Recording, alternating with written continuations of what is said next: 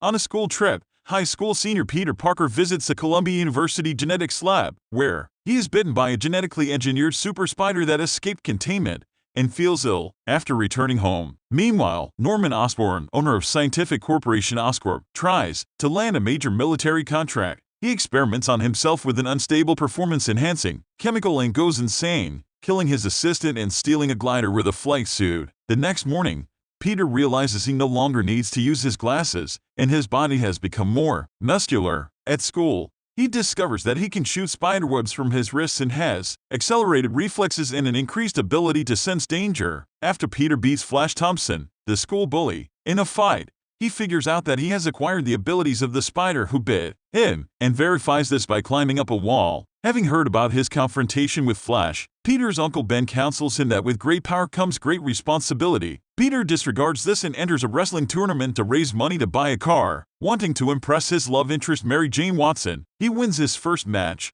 but the promoter cheats him out of his winnings. When a thief suddenly robs the promoter's office, Peter allows him to escape with the promoter's money in retaliation. Shortly after, he learns that Ben has been killed by a carjacker. Peter pursues and confronts the carjacker and discovers he is the same thief he let escape. After Peter disarms him, the thief falls out a window to his death. Meanwhile, a crazed Norman Osborn sports advanced Oscorp armor and military equipment and disrupts an experiment by Oscorp's corporate rival, Quest Aerospace, killing several people in the process. The following day, he is shown to have no memory of the event. Upon graduation, Peter begins to use his abilities to fight crime in the city, becoming the masked superhero Spider-Man. J. Jonah Jameson, editor of the Daily Bugle newspaper, hires Peter as a freelance photographer, as he is the only person who provides clear images of Spider-Man. However, Jameson uses the pictures to discredit Spider-Man, believing he is a menace. Meanwhile, Peter decides to move to an apartment with his best friend and Norman's son Harry. Norman learns Oscorp's board plans to oust him and sell the company to Quest,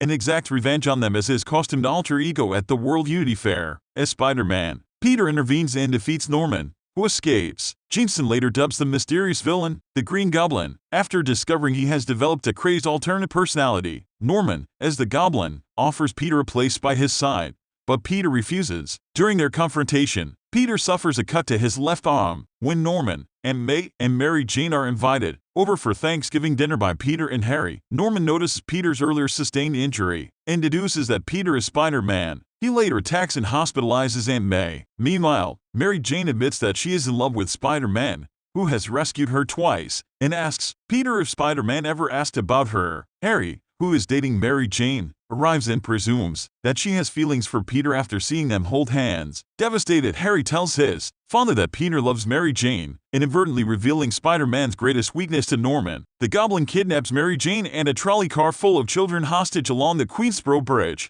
forcing Peter to choose who he will save. He manages to rescue both, while civilians nearby side with Spider-Man and taunt the Green Goblin. Enraged, he grabs Peter and takes him to the abandoned smallpox hospital, where he brutally beats him. When the Goblin brags about how he will later kill Mary Jane, an enraged Peter gains the upper hand. Norman reveals himself as the Goblin and begs for forgiveness, while controlling his glider to impale Peter from behind. Warned by his spider sense, Peter dodges the attack and the glider fatally impales Norman, who asks Peter not to reveal his identity as the Goblin to Harry before dying. Peter takes Norman's body to the Osborn's house, where Harry sees him and falsely assumes Spider-Man killed his father, without having time to see that Spider-Man is Peter. At Norman's funeral, Harry vows revenge on Spider-Man and claims that Peter is the only family he has left. Mary Jane confesses her feelings for Peter, but he rejects her, fearing that if they were in a relationship, his enemies would try to get to him by harming her. As he leaves the funeral, Peter remembers Ben's words and accepts his new responsibility as Spider-Man.